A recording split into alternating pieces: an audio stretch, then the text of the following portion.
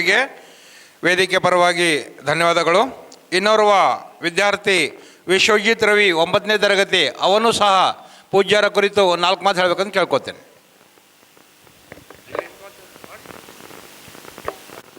ಮೊದಲು ನಾನು ಪೂಜ್ಯ ಶ್ರೀ ಡಾಕ್ಟರ್ ಬಸವಲಿಂಗ ಪಟ್ಟದೇವರ ಹುಟ್ಟುಹಬ್ಬದ ಎಲ್ಲರಿಗೂ ಶುಭಾಶಯಗಳು. ಚೆನ್ನಯ್ಯನ ಮನೆಯ ದಾಸನ ಮಗನು ಕಕ್ಕಯ್ಯನ ಮನೆಯ ದಾಸಿಯ ಮಗಳು, ಇವರಿಬ್ಬರು ಹೊಲದಲ್ಲೂ ಬೆರಣಿಗೆ ಹೋಗಿ ಸಂಗಮ ಮಾಡಿದರು. ಇವರಿಬ್ಬರಿಗೆ ಹುಟ್ಟಿದ ಮಗ ಪೂಜ್ಯ ಶ್ರೀ ಡಾಕ್ಟರ್ ಬಸವಲಿಂಗ ಪಟ್ಟದೇವರು ಸಾಕ್ಷಿಯಾಗಿ. ಶತಶತಮಾನಗಳಿಂದ ನಮ್ಮ ಸಮಾಜದ ವೇಶ್ಯಾಪುತ್ರರು, ದಾಸಿಪುತ್ರರು ಹಾಗೂ ಅನೈತಿಕ ಸಂಬಂಧಗಳಿಂದ ಹುಟ್ಟಿ ಬೆಳೆದ ಮಕ್ಕಳ ಬದುಕುವ ಹಕ್ಕನ್ನೇ ಕಸಿದುಕೊಂಡಿದೆ. ಇಂತಹ ಮಕ್ಕಳ ಜೊತೆ ತಮ್ಮ ಹೊಕ್ಕುಳ ಒಂದು ಹಿತನುಡಿ ಹೇಳಿಕೊಂಡಂತಹ ಅಭಿಜಿತ್ ರವಿ ಅವರಿಗೆ ವೇದಿಕೆ ಪರವಾಗಿ ಧನ್ಯವಾದಗಳು. ಇಂದಿನ ಭಕ್ತಿ ದಾಸೋಹ ನಡೆಸಿಕೊಡ್ತಕ್ಕಂತಹ ಶರಣ ಶಿವಕುಮಾರ್ ನಾಗಶೆಟ್ಟಪ್ಪ ಶೋಣ್ಕರ್, ನಿವೃತ್ತ ಪ್ರಿನ್ಸಿಪಾಲರು, SS ಡಿಗ್ರಿ ಕಾಲೇಜ್ ಕಮಲ್ನಗರ ದಂಪತಿಗಳು ಬಂದು ಭಾವಚಿತ್ರಗಳಿಗೆ ಪೂಜೆ ಕಾರ್ಯಕ್ರಮ ನಡೆಸಿಕೊಡ್ಬೇಕಾಗಿ ಅವರಲ್ಲಿ ಕಳಕಳಿ ವಿನಂತಿ. ಇದಾದ ನಂತರ ಗುರುಕಾರುಣ್ಯ ಪಬ್ಲಿಕ್ ಶಾಲೆ ಮಕ್ಕಳಿಂದ ನೃತ್ಯ ಗಾಯನ. ಶ್ರೀ ಗುರು ಬಸವಲಿಂಗಾಯ ನಮಃ.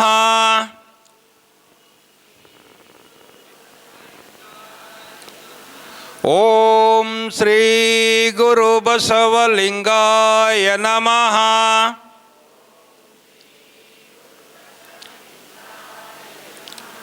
ಓಂ ಶ್ರೀ ಗುರು ಮಹಾನರಿಗೆ ವೇದಿಕೆ ಪರವಾಗಿ ತುಂಬ ಹೃದಯದ ಧನ್ಯವಾದಗಳು. ಈಗ ಗುರು ಕಾರುಣ್ಯ ಪಬ್ಲಿಕ್ ಸ್ಕೂಲ್ ಮಕ್ಕಳ ವತಿಯಿಂದ ನೃತ್ಯ ನಮಾಮಿ ನಮಾಮಿ ಅಂಥೇಳಿ. ನಟರಾಜ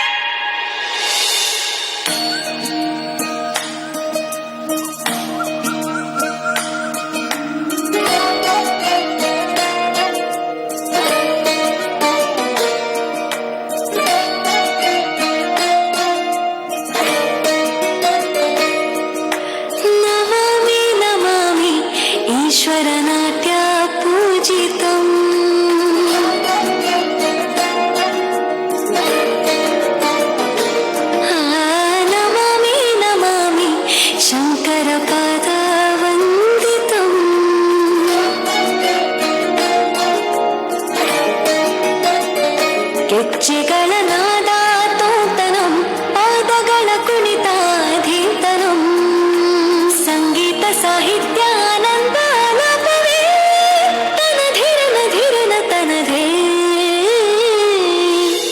ರಾಗ ತಾಳ ನಾಟ್ಯಂ ನಟರಾಜ ಸುಂದರಂ, ನಾದ ವೇದ ಕಾವ್ಯಂ ನಟರಾಜ ಸುಂದರಂ. ಬಸವಲಿಂಗ ಪಟ್ಟದೇವರ ಹುಟ್ಟಹಬ್ಬದ ಶುಭಾಶಯಗಳು. ಡಾಕ್ಟರ್ ಬಸವಲಿಂಗ ಪಟ್ಟದೇವರ ಹುಟ್ಟಿದ್ದು ನಾಗುರ್ಬಿ 25ನೇ ಆಗಸ್ಟ್ 1950ರಲ್ಲಿ ಜನಿಸಿದ್ದರು. ತಂದೆ ರಾಜಪ್ಪ. ಎಲ್ಲರೂ ತದೇಕ ಚಿತ್ತದಿಂದ ಕಣ್ಣನ್ನು ಮುಚ್ಚಿ ಪರಮಾತ್ಮನ ಧ್ಯಾನದಲ್ಲಿ ನಮ್ಮನ್ನು ನಾವು ತೊಡಸ್ಕೊಳ್ತಾ ಇದ್ದೀವಿ. ಉಸಿರಾಟದ ಕಡೆ ನಮ್ಮೆಲ್ಲರ ಗಮನವಿರಲಿ. ಭೌತಿಕ ಸುಖ ಸಂಪತ್ತಿಗಿಂತ ಆಧ್ಯಾತ್ಮಿಕ ಸಂಪತ್ತು ದೊಡ್ಡದು ಅನ್ನುವಂಥದ್ದನ್ನು ನಮ್ಮ ಅಂತರಂಗದೊಳಗೆ ನಮಗೆ ಅರಿವಾಗ್ತಾ ಇದೆ.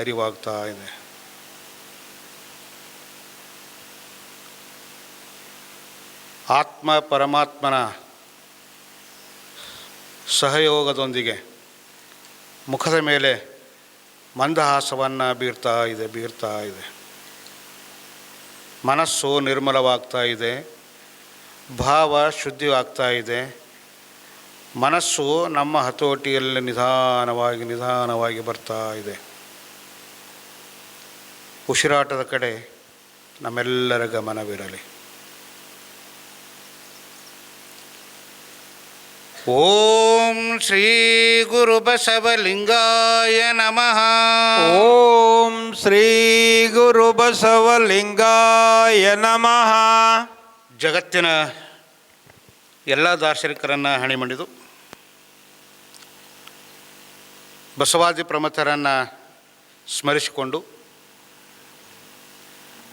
ಈ ಭಾಗದ ನಡೆದಾಡುವ ದೇವರು ಕನ್ನಡದ ಪಟ್ಟದೇವರಾಗಿರುವಂಥ ನಮ್ಮೆಲ್ಲರ ಆರಾಧ್ಯ ದೈವ, ನಮ್ಮೆಲ್ಲರ ಬಾಳಿನ ಬೆಳಕಾಗಿರುವಂಥ ಡಾಕ್ಟರ್ ಚನ್ನಬಸವ ಪಟ್ಟದೇವರನ್ನು ಸ್ಮರಿಸಿ,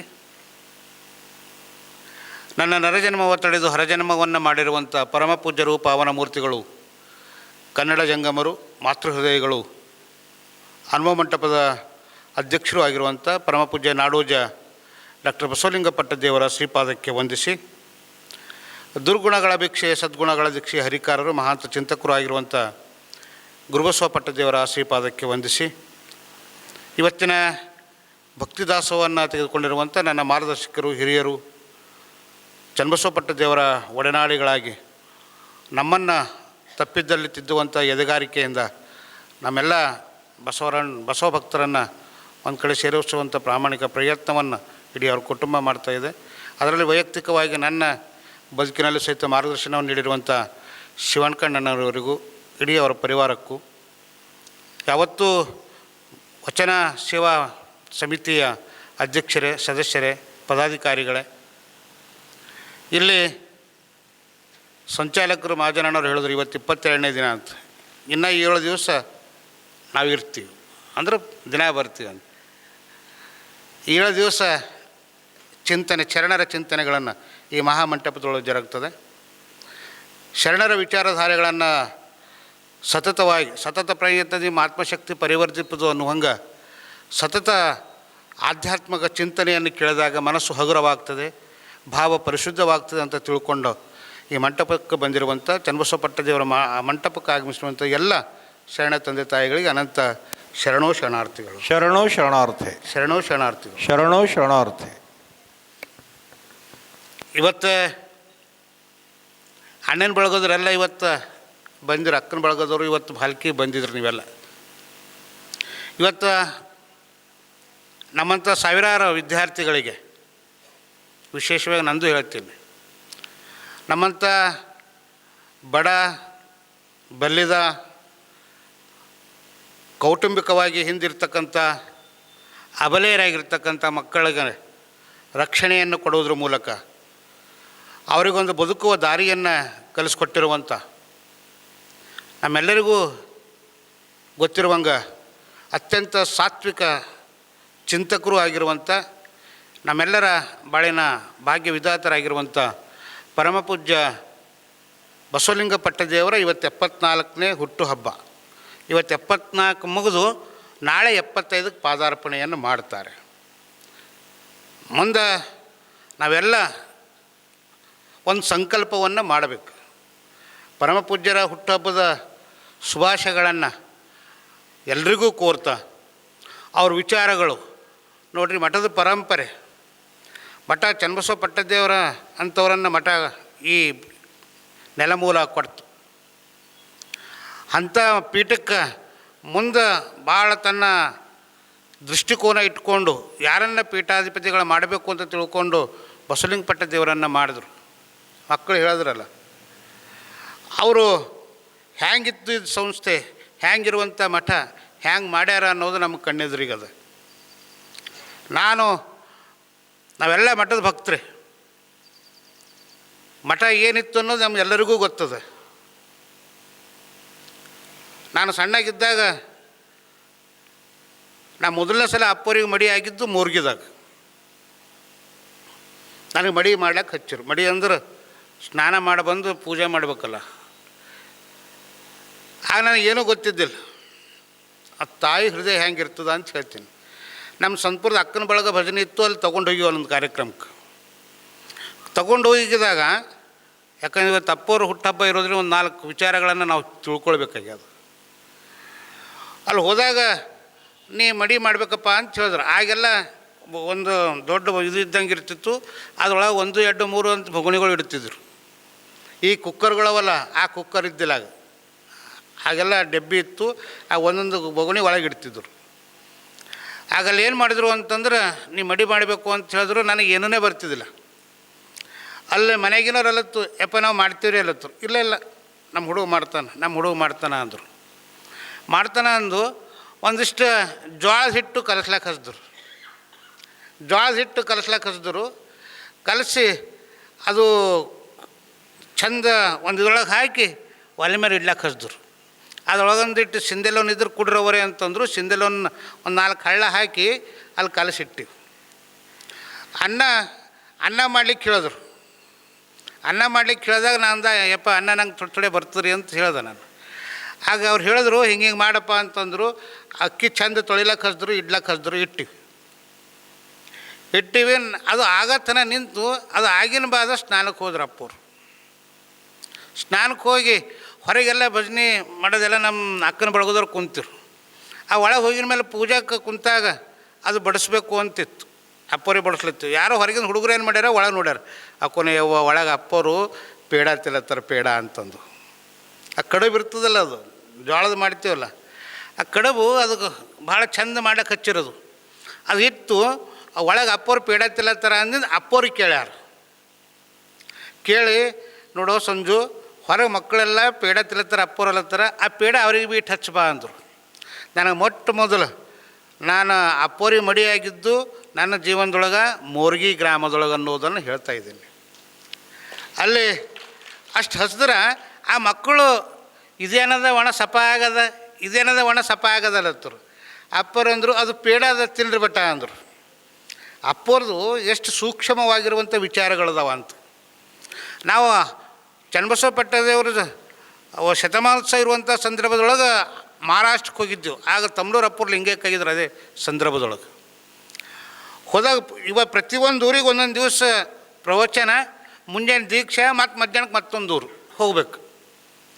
ಹೋಗುವಂಥ ಸಂದರ್ಭದೊಳಗೆ ಒಂದು 50 ರೂಪಾಯಿ ಕಾಣಿಕೆ ಕೊಟ್ಟು 500 ಮಾತಾಡೋರು. ಯಾಕೆ ಕೆಲವೊಂದು ಊರಾಗ ನಮಗೆ ಪರಿಚಯ ಭೀ ಇರ್ತಿದ್ದಿಲ್ಲ. ಮಠಕ್ಕೆ ಭೀಮಣ್ಣ ಖಂಡ್ರಿಯವ್ರು ಕೊಟ್ಟಿರುವಂಥ ಕಾರ್ ತೊಗೊಂಡು ಹೋಗಿವಿ. ಆ ಕಾರು ಈ ಕಡೆಯಿಂದ ಡೋರ್ ತೆರಿತಿದ್ದಿಲ್ಲ, ಒಂದು ಬಂದೇ ಇತ್ತು. ಅದಕ್ಕಾಗ ಒಂದು 1000 ರೂಪಾಯಿ ರಿಪೇರಿ ಹತ್ತಿತ್ತಂತ. ಅಪ್ಪರು ಮುಂದೆ ಕೂಡ್ತಿದ್ರು, ನಾವು ಹಿಂದೆ ಕೂಡ್ತಿದ್ದೆವು. ಹಿಂದೆ ಕೂಡ್ತೀವಿ, ಸಂಕ್ಷೆಟ್ಟಿ ಡ್ರೈವರ್ ಇದ್ರಾಗ ಹಿಂದೆ ಕುಂತು ಇದೇ 5 ಗಂಟೆ ಇಳಿಬೇಕು, ಇದೇ 5 ಗಂಟೆನೇ ಏರಬೇಕು. ಆ ಡೋರ್ ರಿಪೇರಿ ಮಾಡೋಕೆ ರೊಕ್ಕ ಇದ್ದಿಲ್ಲ. ಯಾರ ಕಾಣಿಕೆ ಅಂತ ಕೊಟ್ಟಿದ್ದಿದ್ರೆ ಆ ಕಾಣಿಕೆ ಹಿಂಗೆ ಎಡ್ಡು ಕಿಶ ಹಿಂಗೆ ತೆಗಿತಿದ್ರು, ತೆಗೆದು ಎಣಿಸ್ತಿದ್ರು. ಆಗ 30 ರೂಪಾಯಿ ಲೀಟ್ರ್ ಎಣ್ಣೆ ಇತ್ತು, ಡೀಸೆಲ್. ನಾ ಹೇಳೋದು ಅತ್ಯಂತ ನಿಮ್ಮೆಲ್ರಿಗೂ ಗೊತ್ತದ. ಆದರೂ ಯಾಕೆ ಹೇಳತ್ತೀನಿ ಅಂದರೆ, ನಾವು ಮೆಲುಕು ಹಾಕಬೇಕು. ಒಬ್ಬ ಮಹಾತ್ಮರ ಜೀವನ ಚರಿತ್ರೆಯನ್ನು ನೋಡಬೇಕು ಅಂದರೆ, ನಾವು ಜೀವನ ಚರಿತ್ರೆ ಯಾಕೆ ಮಾಡಬೇಕು ಅಂತಂದ್ರೆ, ಅವ್ರ ಬದುಕಿನ ಅಂಶಗಳನ್ನು ನನ್ನ ಜೀವನಕ್ಕೆ ಅಳವಡಿಸ್ಕೊಳ್ಬೇಕು ಅನ್ನುವಂಥ ತಕ್ಕ ಮಟ್ಟಿಗಾದರೂ, ಇಡಿಯಾಗಿ ನಮ್ಮಿಂದ ಸಾಧ್ಯ ಆಗಲಿಕ್ಕಿಲ್ಲ, ಸ್ವಲ್ಪ ಮಟ್ಟಿಗಾದರೂ ಅಳವಡಿಸ್ಕೊಂಡು ಬದುಕಬೇಕು ಅನ್ನೋದನ್ನು ನಾವೆಲ್ಲ ಪರಿಗಣಿಸಬೇಕಾಗ್ತದೆ. ಅವರು ಅಂಥ ಕಷ್ಟದಲ್ಲಿ ಬೆಳೆದಿರುವಂಥವ್ರು ಪರಮ ಪೂಜ್ಯರು. ಈ ಮಕ್ಕಳೆಲ್ಲ ಅವ್ರ ತಂದೆ ತಾಯಿ ಬಗ್ಗೆ ಎಲ್ಲ ಹೇಳ್ಯಾರ, ಅದ್ರ ಬಗ್ಗೆ ನಾ ಹೇಳಲ್ಲ. ಒಂದು ಅವ್ರನ್ನ ಮನೆಗೆ ಬರ್ತಿದ್ರು ಭಾಗೀರಥಿ ತಾಯಿಯವರು. ಅಪ್ಪರು ಈ ಕಡೆಯಿಂದ ಹೊಂಟಾರ ಅಂತ ಗೊತ್ತಾದಾಗ ಆ ಕಡೆಯಿಂದ ಅವ್ರು ಬರ್ತಿದ್ರು. ನಾನು ನಿಮಗೆ ಹೇಳಿದೆ, ನಮ್ಮ ಮನೆ ಏನು ಹಂಗೆ ಛತ್ತಾಗಿನ ಮನೆ ಇದ್ದಿಲ್ಲ, ಕಪ್ಪೊಳಗೆ ಮನೆ ಇತ್ತು ಅಂತೇಳಿ. ಮಳೆಗಾಲ ದಿನ ಇತ್ತು, ಶಿವರಾಯ ಹೊಂಟಾನ ಅಂತ ತಿಳ್ಕೊಂಡು ಗೊತ್ತಾಗಿ ಬಂದರು. ಅಪ್ಪವರು ನಮ್ಮಲ್ಲಿ ಪೂಜೆ ಅದು ಆಯಿತು. ಪೂಜೆ ಆದಾಗ ಅವ್ರು ಭೀ ತೀರ್ ತಗೊಂಡು ಹೋದರು. ಒಂದು ಕೊಲ್ಯಾಗ ಹಿಂಗೆ ಮಲ್ಕೊಂಡ್ರು ಅಪ್ಪವ್ರು. ಮಲ್ಕೊಂಬೋಣ ನಮ್ಮ ಆಯಿ ಅಂದಳು, ಯಪ್ಪ ದೂರಿಂದ ಆಗೇನು ಬಸ್ ಇದ್ದಿಲ್ಲ ನಡ್ಕೊತಾನೆ ಬರಬೇಕಾಗಿತ್ತು. ಯಪ್ಪ ದೂರಿಂದ ಅವು ಬಂದಾಳ, ಒಂದೆರಡು ಮಾತಾಡ್ಯಪ್ಪ ಅಂತ ನಮ್ಮ ಆಯಿ ಅಪ್ಪರಿ ದೊಡ್ಡಪ್ಪರಿ ಹಿಂಗೆ ಮಾತಾಡ್ತಿಳು. ಆಕಿ ಒಂದೆರಡು ಮಾತಾಡ್ಯಪ್ಪ, ಅಲ್ಲಿಂದ ಕಳ್ಳದ ಬಂದರ ಅಂತಂದು ನಮ್ಮ ಆಯಿ ಅಂದಳು. ಆಗ ಹಚ್ಕೊಂಡಿಂದ ತೆಗೆದ್ರು, ಕುಂತರು. ಏನು ಆರಾಮಿದ್ರೆ ಚೆಂದಿದ್ರೆ ಅಂದರೂ ಮಲ್ಕೊಂಡ್ರು. ಇವೆರಡೇ ಮಾತು. ನಾನು ನಿಮಗೆ ಹೇಳ್ತೀನಿ ಪ್ರಾಮಾಣಿಕವಾಗಿ, ಈ ಜಾಗದಾಗ ಕುಂತು ಅದು ಕಣ್ಣೆದ್ರೆ ಬಂದ್ರೆ ಎಲ್ಲರಿಗೂ ಕಣ್ಣೀರು ಬರ್ತಾವೆ. ತಾಯಿ ಅಂದಳು, ಎಲ್ಲೋ ಶಿವರಾಜ, ನಾನು ನಿನಗೆ ಚಂದಿದ್ದೆ ಅಂತ ಈಟಲ್ಲ ಅನ್ಸ್ಕೊಳಕ್ಕೆ ನಾ ಇಲ್ಲಿ ಬಂದಿನೇನು. ಇನ್ನೂ ಮನಸ್ಸು ಬದಲಾಸು ಶಿವರಾಜ. ಅವ್ರ ಮನೆಯಾಗ ಕಡು ಬಡತನ ನಿನಗಲ್ಲಿ ಯಾಕೆ ಇಟ್ಟನೋ ನಾನು ನನಗೆ ಭಾಳ ತಕ್ಲೀಫ್ ಆಲತ್ತದೋ, ನನಗೆ ಭಾಳ ತಕ್ಲೀಫ್ ಆಲತ್ತದ, ಬಿಟ್ಟು ಬರೋ ಮನೆಗೆ ಅಂತ ಅವ್ರು ಅಳ್ಳಕ್ಕೆ ಶುರು ಮಾಡಿದ್ರು. ನಮ್ಮ ಮಾಯಿ ಧೈರ್ಯ ಹೇಳತ್ತಳು, ಕೇಳಕ್ಕೆ ತಯಾರಿಲ್ಲ. ಯಾಕಂದ್ರೆ ಅವ್ರು ಇನ್ನೂ ಒಂದು 4 ಮಾತಾಡಿದ್ರೆ ಅಲ್ಲಿ ಅಂತಿದಿಲ್ಲೇನೋ. ಅಪ್ಪೋರಿಗೆ ಭಾಳ ಸೂಕ್ಷ್ಮ ಅದಾರ. ಇವತ್ತಿಗೂ ಅವ್ರು ನಾಗರಕ್ಕೆ ಹೋಗ್ಬೇಕಾದ್ರೆ ಒಬ್ಬರು ಎಂದೂ ಹೋಗಿಲ್ಲ ಮನೆಗೆ, ಗೊತ್ತಿರಲಿ ನಿಮಗೆಲ್ಲರಿಗೂ. ಅವರು ಪೂರ್ವಾಶ್ರಮದ ಹುಟ್ಟು ಮನೆಗೆ ಅವರೊಬ್ಬರು ಯಾವತ್ತೂ ಒಂದು ಸಲನೂ ಆ ಮನೆಗೆ ಹೋಗಿಲ್ಲ. ಸಂತಪುರ ಕಡೆಯಿಂದ ಹೋದ್ರೆ ಜೊತೆಗೆ ನಾ ಹೋಗ್ತೀನಿ, ಆ ಕಡೆಯಿಂದ ಹೋದ್ರೆ ನಮ್ಮ ಮಹೇಶ್ ಗಾಳಿ ಕರ್ಕೊಂಡು ಹೋಗ್ತಾರೆ ಮನೆಗೆ. ಅವ್ರು ಸೂಕ್ಷ್ಮವಾಗಿ ಆಲೋಚನೆ ಮಾಡುವಂಥ ಮನಸ್ಥಿತಿ ಪರಮ ಪೂಜ್ಯರ್ದು. ಬಟ್ ಈ ಸಂಸ್ಥೆ ಇವತ್ತು ನಮ್ಮ ನೋಡ್ಲಿಕ್ಕೆ ಭಾಳ ಚಂದ ಕಾಣತ್ತದ, ಭಾಳ ಚಂದ ಬೆಳೆದದ ಅಂಥೇಳಿ. ಅದರಿಂದ ಅಪ್ಪೋರ ಪರಿಶ್ರಮ ಭಾಳ ಅದ. ಅಪ್ಪೋರಿಗೆ ಅವ್ರು ಎಷ್ಟು ಅಂತಂದರೆ ಅವ್ರು ಸುಖದವ್ರಲ್ಲ. ಆರಂಭದಿಂದ ಹಿಡ್ಕೊಂಡು ಅವ್ರಿಗೆ ಕಷ್ಟಗಳೇ. ಯಾರ್ಯಾರು ಕಷ್ಟ ಕೊಟ್ಟಾರ ಅನ್ನೋದು ನಮ್ಮೆಲ್ಲರಿಗೂ ಗೊತ್ತದ. ಹನುಮ ಮಂಟಪದಿಂದ 63,000 ರೂಪಾಯಿ ಇವ್ರು ಗುಳಂ ಮಾಡ್ಯಾರ ಅಂತ ತಿಳ್ಕೊಂಡು ಹನುಮ ಮಂಟಪ ಅಧ್ಯಕ್ಷ ಸ್ಥಾನದಿಂದ ಅಪ್ಪರಿಗೆ ಹೊರಗೆ ಹಾಕಿದ್ರು. ಎಷ್ಟು? ಕೇವಲ 63,000 ರೂಪಾಯಿ ಇವರು ಗುಳುಂ ಮಾಡ್ಯಾರ ಮಠದವರು ಅಂತ ತಿಳ್ಕೊಂಡು ಇವ್ರಿಗೆ ತೆಗೆದ್ರು. ಏನಾಯ್ತು ಹನುಮ ಮಂಟಪ ಪರಿಸ್ಥಿತಿ? ಅಪ್ಪರು ಆಲೋಚನೆ ಮಾಡಲಿಲ್ಲ, ಹಿಂದೆ ತಿರುಗಿ ನೋಡಲಿಲ್ಲ, ಮತ್ತೊಂದನ್ನು ಬಯಸಲಿಲ್ಲ. ಅವ್ರು ಬಿಟ್ಟು ಹೊರಗೆ ಬಂದ್ರೆ ಆಯಿತು, ಬಸವಣ್ಣನ ಕಾರ್ಯ ಎಲ್ಲಿದ್ರೇನು, ಬಾಲ್ಕೆ ಮಠದಾಗಿದ್ದರೆ ಮಾಡ್ಲಿಕ್ಕಾಗಲ್ಲೇನು, ನನಗೆ ಗುರುಗಳು ಕೊಟ್ಟಾರ, ನನ್ನ ಮೇಲೆ ನಂಬಿಕೆ ಇಟ್ಟು ಕೊಟ್ಟಾರ, ನಂಬಿಕೆ ಉಳಿಸ್ಕೊಂಡು ಕೆಲಸ ಮಾಡ್ತೀನಿ ಅಂತ ಬಂದರೆ ಹೊರತು ಮತ್ತೊಬ್ಬರ ಮೇಲೆ ದ್ವೇಷಕ್ಕಾಗಲಿಲ್ಲ. ನಾನೇ ಸುಮಾರು ಸಲ ಅಂದೇನು, ಯಪ್ಪ ಹಂಗೆ ಮಾಡಿದ್ರೆ ಚಲೋ ಇರಲ್ರಿ ಅಪ್ಪ ಅಂತ. ನಾನಷ್ಟೇ ಅಲ್ಲ, ನಮ್ಮ ಭಕ್ತರೆಲ್ಲ ಅಂದಾರ. ಅವ್ರಿಗೆ ಯಾರು ಬೈದು ಹೋಗ್ಯಾರ ಅವರೆಲ್ಲ ಇವತ್ತು ಅವ್ರ ಬಳಿ ಆಶ್ರಯ ಪಡ್ಕೊಂಡವರು ಅದಾರ, ಆಶ್ರಯ ಪಡ್ಕೊಂಡಾರ. ಮನಸ್ಸು ಯಾರ್ದು ನೋಯಿಸಲಿಲ್ಲ, ಮನಸ್ಸು ನೋವಾಗೋಂಗೆ ಯಾರಿಗೂ ಮಾತಾಡಲಿಲ್ಲ. ಅವತ್ತು 63 ದಿನ ಅನುಷ್ಠಾನ ಕುಂತ್ರ ಅಪ್ಪರು. ತಮ್ಮೆಲ್ಲರಿಗೂ ಇಲ್ಲಿಂದೆಲ್ಲ ಬಂದಿರ್ತಾವೆಲ್ಲರೂ. 63 ದಿನ ಭಾಳ ತ್ರಾಸು ಹೆಚ್ಚಾಗಿ 63 ದಿನ ಅನುಷ್ಠಾನ ಮಾಡಿದ್ರು. ಅನುಷ್ಠಾನನೇ ಇವತ್ತು ಹಿರೇಮಠ ಸಂಸ್ಥಾನಕ್ಕೆ ಒಂದು ಹೊಸ ಮೈಲಿಗಲ್ಲು ಅನ್ನೋದು ನಾವು ಮರಿಬಾರ್ದು. ಕೆಲವರು ತಿಳ್ಕೊಂಡಿದ್ರು ನಮ್ಮದಿಂದ ಮಠಕ್ಕೆ ಜನ ಬರ್ತದ ಅಂತ ತಿಳ್ಕೊಂಡಿದ್ರು, ನಾವಲ್ಲಿ ಇರ್ತೀವಂತೆ ಜನ ಸಂದಣಿ ಇರ್ತದ ಅಂತ ತಿಳ್ಕೊಂಡಿದ್ರು. ಅಪ್ಪೋರು ಅನುಷ್ಠಾನ ಕುಂತಾಗ ಯಾರಿಗೂ ಒಂದು ಕರಪತ್ರ ಹಂಚಿಲ್ಲ, ಯಾರಿಗೂ ನೀವು ಬರ್ರಿ ಅಂತ ಹೇಳಿಲ್ಲ. ಭಕ್ತ ಸಮೂಹ ತೆಲಂಗಾಣ, ಮಹಾರಾಷ್ಟ್ರ, ಆಂಧ್ರದಿಂದ ಸಾವಿರ ಗಂಟಲೆ ಅವತ್ತೇನ ಒಂದು 25-30 ಸಾವಿರ ಜನ ಅಲ್ಲಿ ಭಾಲ್ಕಿ ಊರಾಗ ನೆರಿತು. ಆತ್ಮವಿಶ್ವಾಸ. ಅಪ್ಪೋರು ಒಂದೇನು ಅಂದರೆ ಚನ್ನಬಸವ ಪಟ್ಟದೇವರು ಏನು ಹಾಕ್ಕೊಟ್ಟಾರ ಅದು ಚಾಚು ತಪ್ಪದೆ ಬದುಕಿದ್ರೆ ಅದು ಬದುಕಿನ ದಾರಿ ಸಾರ್ಥಕವಾಗ್ತದಂತ ನಂಬಿಕೆ ಇಟ್ಕೊಂಡು ನಡೆದವರು ಅವರು. ಇವತ್ತು 92ರಲ್ಲಿ ಸಂಸ್ಥೆಯನ್ನು ಆರಂಭ ಮಾಡಿದ್ರು, ನಿಮಗೆಲ್ಲ ಗೊತ್ತದ. ಮುಂದೆ ಸಾಮಾಜಿಕ ಧಾರ್ಮಿಕ ಕ್ರಾಂತಿ ಮಾಡುವಾಗ 10 ಹಲವು ಅವ್ರಿಗೆ ಎದುರು ಬಂದು ನೋಡ್ರಿ. ಬೀದರ್ ಜಿಲ್ಲೆದಾಗ ಸುಮಾರು ಮಠಮಾನ್ಯಗಳದಾವೆ, ನಾಡಿನೊಳಗೆ ಸುಮಾರು ಮಠಮಾನ್ಯಗಳದಾವೆ. ಎಲ್ಲರೂ ಬಲ್ಕಿ 24 ಗಂಟೆದೊಳಗೆ ನೀವು ಬೇಕಾದ್ರೆ ಅಜ್ಮಾಸ್ ನೋಡ್ರಿ. ಅವ್ರು ಹೆಚ್ಚಿಗೆ ದಿನ ಕಳೆಯೋದು ಅವ್ರ ಗಾಡಿದಾಗೆ. ಮಠದಾಗ ಮಲ್ಕೊಳ್ಳೋದು ಕಡಿಮೆ, ಗಾಡಿದಾಗ ಪ್ರಯಾಣ ಮಾಡೋದೇ ಹೆಚ್ಚು. ಅವರಿಗೆ ಕೊಪ್ಪಳ ಜಗದ್ಗುರುಗಳೊಂದು ಮಾತನ್ನು ಹೇಳಿದರು, ಯಪ್ಪ ವಯಸ್ಸಾಗ್ಯದಪ್ಪ ನಿಮ್ಮದು, ಈ ನೀವು ಆರಾಮಾಗಿ ಅಲ್ಲೇ ಇರೋದು ಒಳ್ಳೆಯದು, ಆರೋಗ್ಯ ಕಡೆಗೆ ಲಕ್ಷ್ಯ ಕೊಡ್ರಪ್ಪ ಅಂತ ಹೇಳಿದರು. ಸಿರಿಗೇರಿ ಅಪ್ಪವ್ರು ನಾವು ಬೆಳಗಾವಿಗೆ ಹೋದಾಗ ಒಂದು ಮಾತನ್ನು ಹೇಳಿದರು, ಅಂಥ ಗುರುಗಳು ನಿಮ್ಮ ಭಾಗಕ್ಕೆ ಸಿಕ್ಕಿದ್ದು ನಿಮ್ಮನ್ನೆಲ್ಲರೂ ಪುಣ್ಯ ಅದ ತಮ್ಮ, ಅವ್ರಿಗೆ ಚಂದ ನೋಡ್ಕೊಂಡ್ರೆ ಚಂದ 4 ಒಪ್ಪತ್ತಿದ್ರು ಅಂತಂದ್ರೆ ನಿಮ್ಮ ಭಾಗ ಬೆಳೀತದ ಅರಳ್ತದ ಅಂಥೇಳಿ ನಾ BA ಇದ್ದಾಗ ಹೇಳಿದ್ರಿ ಮಾತಿದ್ರು. ಅಂಥ ಪಾವನ ಮೂರ್ತಿಗಳು ಇವತ್ತು ಸಂಸ್ಕೃತಿ ವಿದ್ಯಾಲಯ ಸ್ಥಾಪನೆ ಮಾಡಬೇಕು ಅಂತ ಕನಸನ್ನು ಕಂಡವರು, ಅದನ್ನು ಸಾಕಾರ ಮಾಡಿಕೊಂಡವರು. ವಚನ ವಿಶ್ವವಿದ್ಯಾಲಯ ಆಗಬೇಕು ಅನ್ನುವಂಥದ್ದು ಒಂದು ಹಠ ಅದ ಪರಮ ಪೂಜ್ಯರದು. ಅದು 100% ಆಗ್ತದ ಅನ್ನುವಂಥ ನಂಬಿಕೆ ಎಲ್ಲರಿಗೂ ಅದ, ಅದು ಬಿಡಂಗಿಲ್ಲ ಅಪ್ಪರೋದು. ಬಸವಣ್ಣನನ್ನು ಸಾಂಸ್ಕೃತಿಕ ನಾಯಕ ಮಾಡಬೇಕು ಅಂತ ಮೊಟ್ಟ ಮೊದಲು ಧ್ವನಿ ಎತ್ತಿದವರು ನಮ್ಮ ಅಪ್ಪವರು ಪರಮ ಪೂಜ್ಯ ಬಸವಲಿಂಗ ಪಟ್ಟದೇವರು. ಮೊದಲನೇ ಸಲ ಯಡಿಯೂರಪ್ಪರಿಗೆ ಕುಡ್ಲಕ್ಕೆ ಹೋದಾಗ ನಾನು ಹೋಗಿದ್ದೆ. ಗುರುಬಸವ ಪಟ್ಟದೇವರು, ನಾನು, ಗುರುನಾಥ್ ಕೊಳ್ಳೋರನ್ನವರು ಇದ್ದೀವಿ. ಅವ್ರ ಮನೆಗೆ ಹೋಗಿದ್ದೀವಿ, ಧವಳಗಿರಿ ಅವ್ರ ಮನೆಗೆ. ಅವರು ಹೋದಾಗ ಪತ್ರ ಕೊಟ್ಟರು. ನಮ್ಮ ಶಾಸಕರು ಇದ್ದರು, ಆಗ ಶಾಸಕರು ಇದ್ದರು. ಅವರು ಹೋದಾಗ, ಅಪ್ಪೋರೆ ನಿಮ್ದು ಏನೇನು ಅವ ಕಲ್ಪನೆಗಳು ಎಲ್ಲವೂ ನನಗೆ ಹೇಳ್ರಿ ಅಂತ ಆಗಿನ ಮುಖ್ಯಮಂತ್ರಿಗಳಾಗಿರ್ತಕ್ಕಂಥ ಯಡಿಯೂರಪ್ಪರು ಹೇಳಿದ್ರು. ಅಪ್ಪರು ಅಂದರು, ಏನೂ ಇಲ್ಲ, ಆ ಭಾಗದೊಳಗೆ ಅನುಭವ ಮಂಟಪ ನಿರ್ಮಾಣವಾಗಬೇಕು, ಅದು ಒಂದು ನಮ್ಮದು ಅದ ಅಂತ ಹೇಳಿದ್ರು. ಬೀದರ್ಗೆ ಬಂದು ಅನುಭವ ಮಂಟಪವನ್ನು 600 ಕೋಟಿ ಬಿಡುಗಡೆ ಮಾಡಿ ಇವತ್ತು ಅನುಭವ ಮಂಟಪವನ್ನು ಮಾಡಿದ್ದಾರೆ. ನಮಗೆ ನಮ್ಮ ಮನೆ ಸಂಬಳಿಸೋದೇ ಭಾಳ ವಜ್ಜಿ ಆಗ್ಯದ, ನಮ್ಮ ಸಂಸಾರ ಸಂಬಳಿಸೋದೇ ವಜ್ಜಿ ಆಗ್ಯದ. ಇವತ್ತು ಬಲಿಕೆ ಮಠದಾಗ 500 ಮಕ್ಕಳು 700 ಮಕ್ಕಳು ಇವತ್ತು ಅಭ್ಯಾಸ ಮಾಡ್ತಾರೆ. ನಾವು ಅಭ್ಯಾಸ ಮಾಡುವಾಗ ಅಲ್ಲೊಬ್ಬ ಸ್ವಾಮಿ ಇದ್ದ ಪಾಪವ ಕಂತಿ ಭಿಕ್ಷೆನ ಸತ್ಯನಿಕೇತನದಾಗ ನಾ ಶಾಲೆ ಕಲಿತಿದ್ದ. ಅಲ್ಲಿದ್ದಾಗ ಕಂತಿ ಭಿಕ್ಷೆದ ಅನ್ನ ಯಾರೋ ನೀಡಿಂದಿತ್ತು, ಅನ್ನದ ಹೆಂಡಿ ತೆಗಿಲಕ್ಕೆ ಅವನಿಗೊಂದು ಬೀಡಗಟ್ಟೆ ಕಡಿಮೆ ಕೊಡ್ತಿದ್ದೆ ಅವಾಗ ನಾವು. ನೋಡ್ರಿ, ಅವತ್ತು ಅವನು ಕೊಟ್ಟು ಹೆಂಟಿ ಎಲ್ಲ ತೆಗೆದುಬಿಡಪ್ಪ, ರೊಟ್ಟಿ ತೆಗೆದುಬಿಡು ಅಂತೇಳಿಲ್ಲ. ಮಠಕ್ಕೆ ಬರ್ತಾನೆ ಇರಬೇಕು, ಭಕ್ತರು ಶ್ರೀಮಂತರು ಇರಬೇಕು ಅನ್ನುವಂಥ ಕಾನ್ಸೆಪ್ಟು ಭಾಲ್ಕಿ ಹಿರೇಮಠ ಸಂಸ್ಥಾನದ ಅನ್ನೋದನ್ನು ತಿಳ್ಕೊಳ್ಬೇಕು. ಮಠ ಭಕ್ತರು ಶ್ರೀಮಂತರಿದ್ದು ಮಠ ತಾನೇ ಬೆಳೀತದೆ, ಅದರೊಳಗೇನು ಎರಡು ಮಾತೇ ಇಲ್ಲ.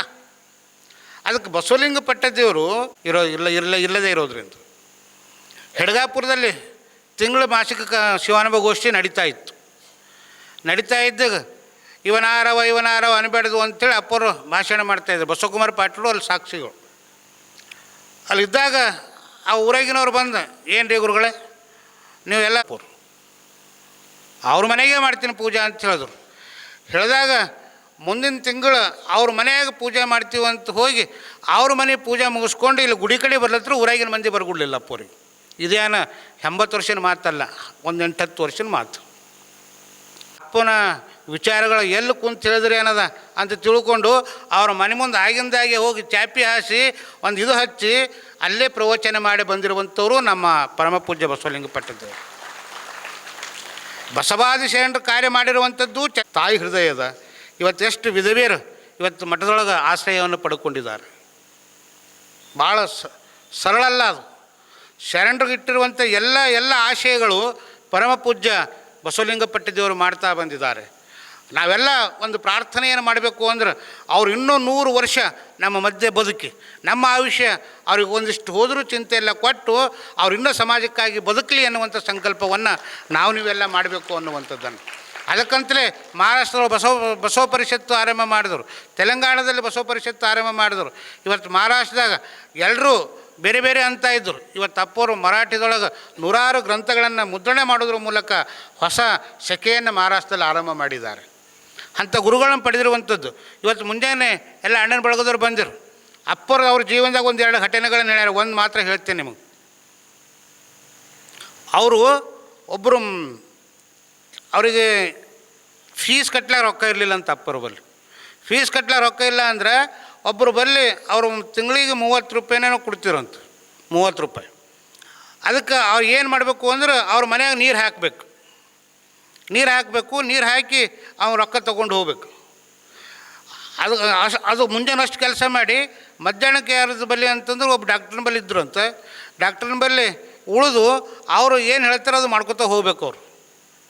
ನೋಡಿರಿ, ಅವರು ನಿಜವಾಗ್ಲೂ ಏನು ಅಂದರೆ ಬಸವಲಿಂಗ ಪಟ್ಟದೇವರು ಅವ್ರು ಎಂಥವ್ರು ಅಂತಂದ್ರೆ ಮನ್ಯಾಗ ತಂದೆ ತಾಯಿ ಬಡತನದ, ಮನೆ ಹಿರಿಯ ಮಗ, ಮತ್ತು 7 ವರ್ಷ ತನಕ ಅವ್ರಿಗೆ ಮಾತಾಡ್ಲಿಕ್ಕೆ ಬಂದಿಲ್ಲಂತ.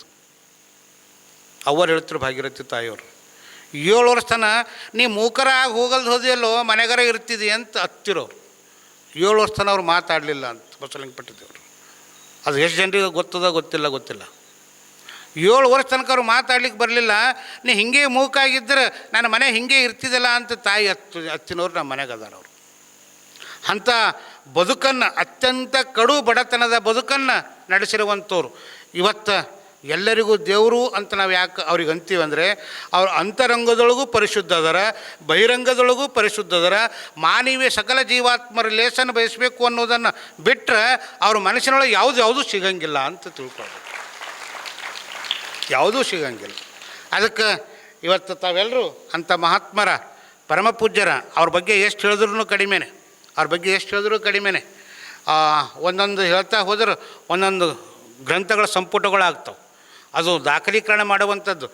ಒಂದು ನಿಮ್ಮೆಲ್ಲರೆಲ್ಲ ಒಂದು ವಿನಂತಿ ಏನು ಅಂತಂದ್ರೆ 75ನೇ ವರ್ಷಕ್ಕೆ ಪಾದಾರ್ಪಣೆ ಮಾಡುವಂಥ ಸಂದರ್ಭದೊಳಗೆ ನಿಮ್ಮೆಲ್ಲರ ಸಹಕಾರ ಇರಬೇಕು. ನಮ್ಮ ಔರಾ ತಾಲೂಕು ಕಮಲನಗರ ತಾಲೂಕದಿಂದ ಒಂದು ಸಂಕಲ್ಪವನ್ನು ಮಾಡೋಣ. ನಾವು ಈ ವರ್ಷದೊಳಗೆ ಅವರು ಅಮೃತ ಮಹೋತ್ಸವ ಸಮಾರಂಭವನ್ನು ಮಾಡೋದು ಮುಂದಿನ ಆಗಸ್ಟ್ 25 ತನಕ ಆಲೋಚನೆ ಇಟ್ಕೊಳ್ಳೋಣ. ಮಾಡಿ ಇಡೀ ಒಂದು ವರ್ಷ ಯಾವ ರೀತಿಯಾಗಿ ಸ್ವತಂತ್ರ ಭಾರತ ಅಭಿಯಾನ ಅಂತೇಳಿ ಮಾಡ್ಯಾರ, ಅದೇ ರೀತಿಯಾಗಿ ನಮ್ಮ ಗುರುಗಳು ಮಾಡಿರುವಂಥ ಕಾರ್ಯಸಾಧನೆಗಳ ಬಗ್ಗೆ, ವಿಚಾರಗಳ ಬಗ್ಗೆ, ಚಿಂತನೆಗಳ ಬಗ್ಗೆ, ಬಸವಾದಿ ಶರಣರ ಆಶಯಗಳನ್ನು ಹೆಂಗೆ ಹೊತ್ಕೊಂಡು ಬಂದಾರ ಅನ್ನೋದ್ರ ಬಗ್ಗೆ ನಾವು ಒಂದು ಸಂಕಲ್ಪ ಏನು ಅಂದರೆ 75 ಹಳ್ಳಿಗಳಲ್ಲಿ ಕಾರ್ಯಕ್ರಮಗಳಾಗಬೇಕು. ಕಾರ್ಯಕ್ರಮದ ಜೊತೆಗೆ ಲಿಂಗದೀಕ್ಷೆ ಆಗಬೇಕು. ಲಿಂಗದೀಕ್ಷೆ ಪರಮ ಪೂಜ್ಯರೇ ಬಂದಲ್ಲಿ ಮಾಡಬೇಕು ಅಂಥ ಸಂಕಲ್ಪವನ್ನು ನಾವೆಲ್ಲ ತೊಡಬೇಕು ಅಂತ ನಾನು ನಿಮ್ಮೆಲ್ಲರಲ್ಲಿ ವಿನಂತಿಯನ್ನು ಮಾಡ್ಕೊಳ್ತಾ ಇದ್ದೀನಿ. ಅದಕ್ಕೆ ನೀವೆಲ್ಲ ಸನ್ನದ್ಧರಾಗಬೇಕು. ಯಾಕಂದ್ರೆ ನಾವು ನಮ್ಮ ಸಂಸಾರಕ್ಕೆ ನಾವು ಮಾಡ್ತೀವಿ ಅನ್ನೋದು ಮುಖ್ಯ ಅಲ್ಲ. ಸಮಾಜ ಮುಖ್ಯವಾಗಿ, ಧರ್ಮಕ್ಕಾಗಿ, ತಾತ್ವಿಕ ವಿಚಾರಗಳಿಗಾಗಿ, ಸಮಾಜಕ್ಕಾಗಿ ನಾವು ಏನು ಮಾಡ್ತೀವಿ ಅನ್ನೋದು ಮುಖ್ಯ ಆಗ್ತದೆ. ನಮ್ಮ ವೈಯಕ್ತಿಕ ಸಂಸಾರ ಭಾಳ ಇರ್ತದೆ, ಇಲ್ಲ ಅಂತಲ್ಲ, ಇರಬೇಕು. ಸಂಸಾರದೊಳಗೆ ಪಾರಮಾರ್ಥ ಅನ್ನುವಂಥದ್ದೇನು ಬದುಕಿರ್ತದಲ್ಲ, ಆ ಬದುಕನ್ನು ನೋಡಿಕೊಂಡಾಗ ನಮ್ಮ ಭಾವ ನಮ್ಮ ಬದುಕು ಪ್ರಸನ್ನವಾಗ್ತದೆ ಅನ್ನುವಂಥದ್ದನ್ನು ಈ ಸಂದರ್ಭದಲ್ಲಿ ಹೇಳಿ, ಇವತ್ತು 7 ಗಂಟೆ ಆಗ್ಯದ್ರಿ ಶರಣ್ರಿ. ಒಂದು 5 ನಿಮಿಷ, 5ರಿಂದ 10 ನಿಮಿಷ ನಮ್ಮ ಸಂಸಾರ ಕಡೆ ಬರೋಣ, ನಮ್ಮ ಜೀವನದ ಕಡೆ ಬರೋಣ, ನಮ್ಮ ದಾಂಪತ್ಯದ ಕಡೆ ಬರೋಣ. ನಾವು ನಿನ್ನ ಸುಖಿ ಸಂಸಾರದ ಸೂತ್ರಗಳ ಬಗ್ಗೆ ನಾವು ನೋಡ್ತಾ ಇದ್ದೀವಿ. ಒಂದನ್ನು ನಾವು ಸಪ್ತಪದಿಯನ್ನು ತುಳಿತೀವಿ. ಸಪ್ತಪದಿ 7 ಹೆಜ್ಜೆ ಇಡೋದು ಅಂತ ಹೇಳ್ತಾರೆ. ಸಪ್ತಪದಿ ತುಳಿಯೋದ್ರ ಮೂಲಕ ನಮ್ಮ ಬದುಕಿನ ಶ್ರೀರಕ್ಷೆ ನಮ್ಮ ಜೊತೆ ಇರಲಿ ಅನ್ನುವಂಥದ್ದನ್ನು ನಾವು ಆಲೋಚನೆ ಮಾಡ್ತೀವಿ. ನಾವು ಮಹಾತ್ಮರ ಜೊತೆ ಯಾಕೆ ಇರಬೇಕು ಅಂದರೆ ಇದಕ್ಕಿರಬೇಕು. ಕಷ್ಟ, ನೋವು, ನಲಿವು ಬಂದಾಗ ಅವ್ರು ಸಂತುಷ್ಟರಾಗಿರ್ತಾರಲ್ಲ, ಅದಕ್ಕೆ ನಾವು ಅವ್ರ ಜೊತೆ ಇರಬೇಕು ಅಂತ ಹೇಳ್ತಾರೆ. ಅದಕ್ಕೆ ಮೊದಲನೇ ಹೆಜ್ಜೆ ಯಾವುದು ಅಂದರೆ ಅನ್ನ ಆಹಾರಕ್ಕಾಗಿ ಮೊದಲನೇ ಹೆಜ್ಜೆ. ನಾವು ಬದುಕಬೇಕಲ್ಲ, ಬದುಕಲಿಕ್ಕೆ ಒಂದು ಆಶ್ರಯ ಬೇಕಲ್ಲ. ಮೈದಾಗ ನಾವು ತ್ರಾಣ ಇತ್ತು ಅಂತಂದರೆ ನಾವು ಎಲ್ಲ ಕೆಲಸ ಮಾಡಲಿಕ್ಕೆ ಸಾಧ್ಯ ಇತ್ತು. ಅದಕ್ಕೆ ನಾವು ಬದುಕಲಿಕ್ಕೆ ನಮಗೆ ಅನ್ನ ಆಹಾರ ಬೇಕು ಅಂತ ತಿಳ್ಕೊಂಡು ಪರಮಾತ್ಮನಲ್ಲಿ ಚಿಂತನೆ ಮಾಡಿ ಒಂದು ಹೆಜ್ಜೆ ಇಡ್ತೀವಿ ಅಂತ. ಎರಡನೇದು ಯಾವುದು ಅಂದರೆ ಶಕ್ತಿ ಸಾಮರ್ಥ್ಯಕ್ಕಾಗಿ 2ನೇ ಹೆಜ್ಜೆ ಇಡ್ತೀವಿ ಅಂತ. ಶಕ್ತಿ ಸಾಮರ್ಥ್ಯ, ನನ್ನ ಮೇಲೆ ಶಕ್ತಿ ಕೊಡು. ಎಂಥ ಶಕ್ತಿ ಕೊಡು ಅಂದರೆ ಎಷ್ಟೇ ಕಷ್ಟ ಬಂದರೂ ಸಹಿಸ್ಕೊಳ್ಳುವಂಥ ಶಕ್ತಿ ಕೊಡು, ನನ್ನಲ್ಲಿ ನನ್ನ ಕುಟುಂಬವನ್ನು ನಿಭಾಯಿಸ್ಕೊಂಡು ಹೋಗ್ತೀನಿ ಅನ್ನುವಂಥ ಸಾಮರ್ಥ್ಯ ಕೊಡು ಭಗವಂತ ಅಂತ ತಿಳ್ಕೊಂಡು ನಾವು 2ನೇ ಹೆಜ್ಜೆಯನ್ನು ಇಡಬೇಕು ಅಂತ. 3ನೇದು ಸಂಪತ್ತು ಮತ್ತು ಸಮೃದ್ಧಿಗಾಗಿ 3ನೇ ಹೆಜ್ಜೆ ಇಡ್ತೀವಿ.